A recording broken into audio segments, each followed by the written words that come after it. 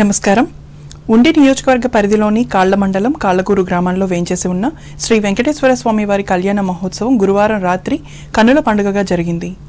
పెండ్లి కుమారుడు పెండ్లి కుమార్తెల అలంకరణలో స్వామివారు భక్తులకు దర్శనమిచ్చారు. ముందుగా గ్రామంలో స్వామివారికి గరుడ సేవ నిర్వహించారు. ఆలయంలో గాజువాకకు చెందిన కాండూరి వెంకట రమణాచార్యులచే దేవాదాయ ధర్మాదాయ శాఖ ఆధ్వర్యంలో వేద పండితులు ఆలయ అర్చకుల ఆధ్వర్యంలో స్వామివారి కళ్యాణం అత్యంత వైభవంగా నిర్వహించారు. రాష్ట్ర deputy speaker MLA Kanumuri Raghuramakrishnaraju, Ramadevi దంపతులు, జిల్లా కలెక్టర్ చెదలవాడ నాగరాణి స్వామివారికి పట్టువస్త్రాలు సమర్పించారు. ఈ కార్యక్రమంలో ఉండి నియోజకవర్గ జనసేన బీజేపీ పార్టీ ఇన్ఛార్జీలు జుత్తుగ నాగరాజు, కోర రామ్మూర్తి, ఆలయ కార్యనిర్వహణాధికారి ఎం అరుణ్ కుమార్లు పాల్గొన్నారు.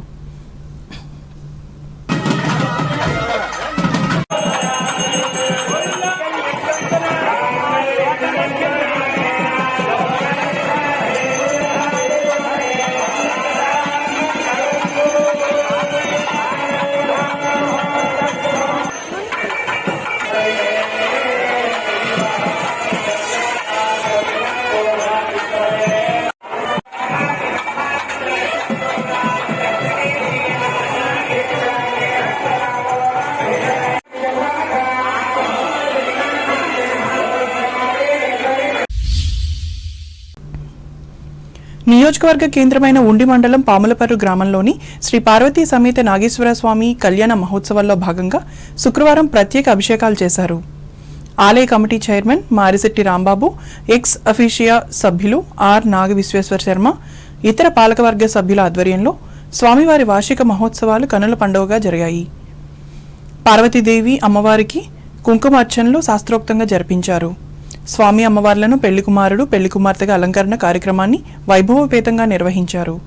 కాగా స్వామివారి కళ్యాణ మహోత్సవాలకు భక్తులు పెద్ద సంఖ్యలో హాజరు కావాలని ఆలయ కమిటీ కోరింది.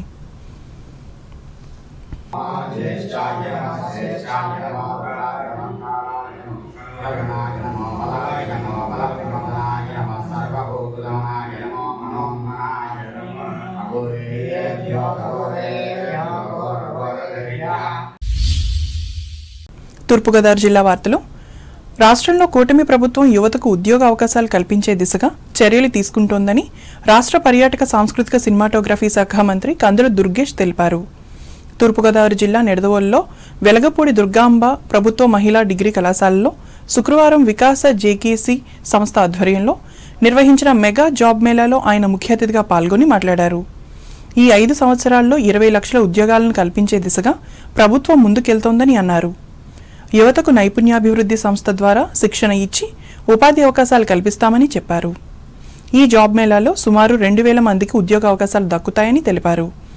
రాబోయే రోజుల్లో మరిన్ని జాబ్ మేళాలు ఏర్పాటు చేసి నిరుద్యోగ సమస్యను తలెత్తకుండా చేస్తామని పేర్కొన్నారు. ఇక్కడ వికాస ఆధ్వర్యంలో ఈ రకమైనటువంటి జాబ్ మేళాలను ఏర్పాటు చేసుకుని మీ దగ్గరకే ఉద్యోగాలు తీసుకొచ్చి మీరు ఎక్కడికో వెళ్ళక్కర్లేకుండా మీ ప్రతిభ ఆధారంగా మీరు ఏ ఉద్యోగాలకి మీరు సరిపోతారో మీరు ఆలోచించుకుని వాటికి అప్లై చేసుకోవడానికి మీ దగ్గరకే కంపెనీలు తీసుకురావటం, కంపెనీలు వెనకాల మనం పడాల్సినటువంటి పరిస్థితి లేకుండా రామారమి 42 కంపెనీలు ఇక్కడికి తీసుకొచ్చి వాటి ద్వారా మీరు ఎవరైతే ప్రతిభావంతులు ఉంటారో వారిని సెలెక్ట్ చేసుకునేటువంటి ఆలోచనని ఇవాళ అద్భుతంగా మనం క్షేత్రస్థాయిలో నిర్వహించుకుంటా ఉన్నాం.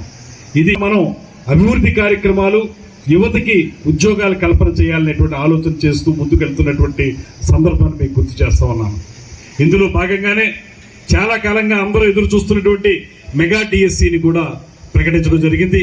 మనం ఈ 5 సంవత్సరాలు పూర్తయ్యే లోపులో ఎవరైతే యువత ఉన్నారో వారికి రమారమి 20 లక్షల ఉద్యోగాలు తీసుకురావాలనేటువంటి ప్రధానమైనటువంటి లక్ష్యంతో ఈ సబ్ కమిటీ. ఈ కార్యక్రమంలో స్థానిక మాజీ శాసనసభ్యులు బూరుగుపల్లి శేషారావు, మున్సిపల్ చైర్మన్ భూపతి ఆదినారాయణ, జిల్లా నైపుణ్యాభివృద్ధి సంస్థ అధికారి జీవీడి మురళి, వికాస సంస్థ పీడీకే లచ్చారావులు పాల్గొన్నారు.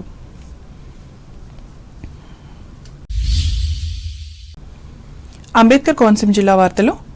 పేదలందరికీ సొంత ఇల్లు ఉండాలని ప్రభుత్వ దార్శనికతకు అనుగుణంగా వారి సొంత ఇంటి కలను సాకారం చేస్తూ ప్రభుత్వ లక్ష్యాలను చేరుకోవాలని అంబేద్కర్ కోనసీమ జిల్లా కలెక్టర్ ఆర్ మహేష్ కుమార్ గృహ నిర్మాణ సంస్థ ఇంజనీర్లను ఆదేశించారు.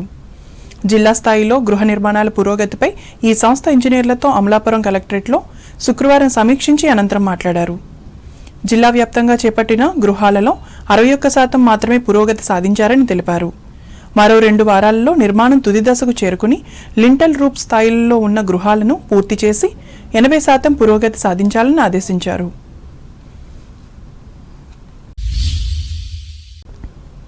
ప్రజా సమస్యల పరిష్కారానికి ప్రజా దర్బార్ ప్రజలకు ఎంతో ఉపయోగపడుతుంది అని కొత్తపేట ఎమ్మెల్యే బండారు సత్యానందరావు తెలిపారు. రావులపాలెం క్యాంప్ కార్యాలయం వద్ద శుక్రవారం ప్రజా దర్బార్ కార్యక్రమాన్ని నిర్వహించారు. నియోజకవర్గంలోని ప్రజల సమస్యలను వినతి పత్రం రూపంలో ఎమ్మెల్యే బండారు స్వీకరించారు. ఈ సందర్భంగా ఆయన మాట్లాడుతూ ప్రజా దర్బార్ ద్వారా ఇప్పటికే అనేక సమస్యలను పరిష్కరించినట్లు చెప్పారు. ఈ కార్యక్రమంలో కూటమి నాయకులు, కార్యకర్తలు, ప్రజలు, సంబంధిత శాఖ అధికారులు పాల్గొన్నారు.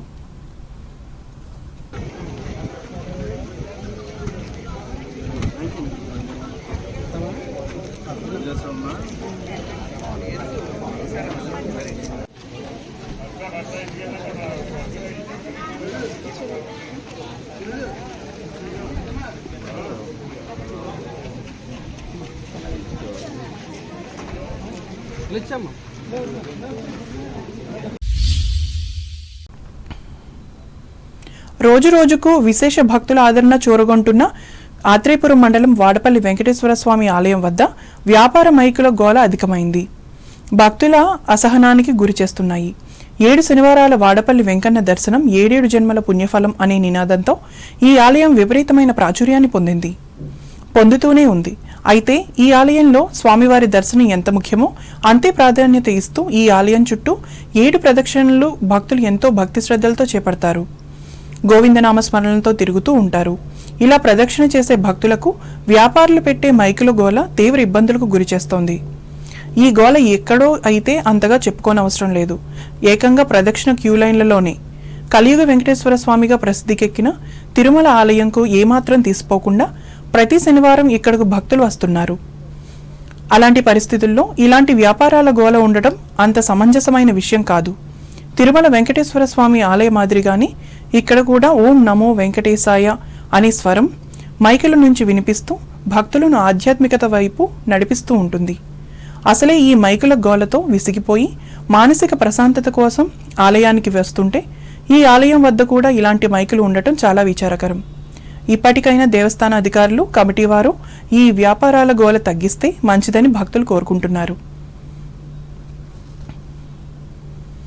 కాపాడవయ్య అని చెప్పేసి మనస్ఫూర్తిగా నమస్కారం చేసుకోండి. అదేవిధంగా మీ యొక్క అష్టోత్తనామార్చన కూడా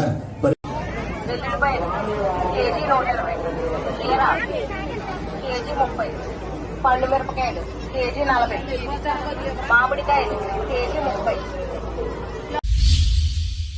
ఏలూరు జిల్లా వార్తలు. ఏలూరు జిల్లా ప్రముఖ పుణ్యక్షేత్రం ద్వారకా తిరుమల చినవెంకన్న ఆలయంలో వైశాఖ మాస బ్రహ్మోత్సవాలు ఘనంగా జరుగుతున్నాయి. బ్రహ్మోత్సవాల్లో భాగంగా స్వామివారు 3వ రోజు శుక్రవారం శ్రీరామ అలంకరణలో భక్తులకు దర్శనమిచ్చారు. ఉదయం స్వామివారు సూర్యప్రభా వాహనంపై ఉభయ దేవేరులతో కొలువైన చినవెంకన్న ఆలయ ప్రాంగణం, క్షేత్ర పురవీధుల్లో తిరుగుతూ భక్తులకు దర్శన భాగ్యం కల్పించారు. ముందుగా ఆలయ ముఖమండపం వద్ద సూర్యప్రభా వాహనంపై స్వామి అమ్మవార్ల ఉత్సవమూర్తులను ఉంచి ఆలయ అర్చకులు ప్రత్యేక పుష్పాలంకరణ చేశారు. అనంతరం అర్చనాది కార్యక్రమాలను నిర్వహించారు.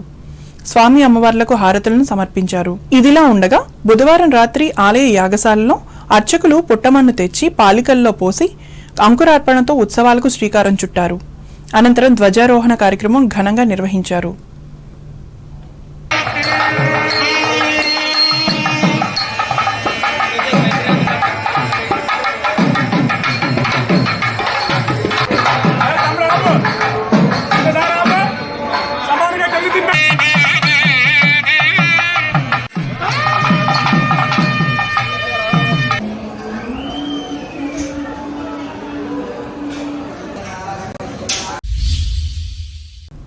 వార్తలు ముగించే ముందు ముఖ్యాంశాలు మరోసారి.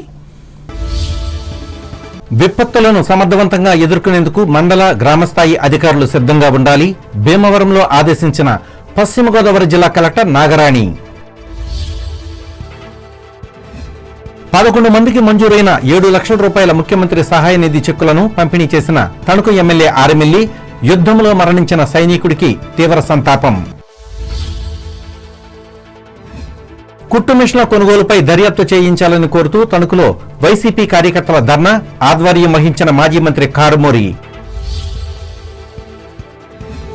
యుద్ధంలో ఇండియా విజయం సాధించాలని కోరుతూ హిందూ సంస్థలు తణుకులో నిర్వహించిన హనుమాన్ చాలీసా పారాయణం, ప్రసంగించిన మున్సిపల్ మాజీ చైర్పర్సన్ డాక్టర్ రేణుక. యుద్ధంలో మరణించిన యువ సైనికునికి నివాళులు అర్పించిన తాడేపల్లిగూడెం నియోజకవర్గ టీబీఆర్ సైనిక స్కూల్ విద్యార్థులు. బాల్య వివాహాలు చట్టరీత్యా నేరం పెత్తాడేపల్లిలో ప్రచారం చేసిన Tadepalligudem ICDS project officer Lakshmiparvathi Saraswathi. ఉండి నియోజకవర్గంలో భక్తి శ్రద్ధలతో నిర్వహించిన వెంకటేశ్వర స్వామి, నాగేశ్వర స్వామి కళ్యాణ మహోత్సవాలు, పాల్గొన్న భక్తజనం.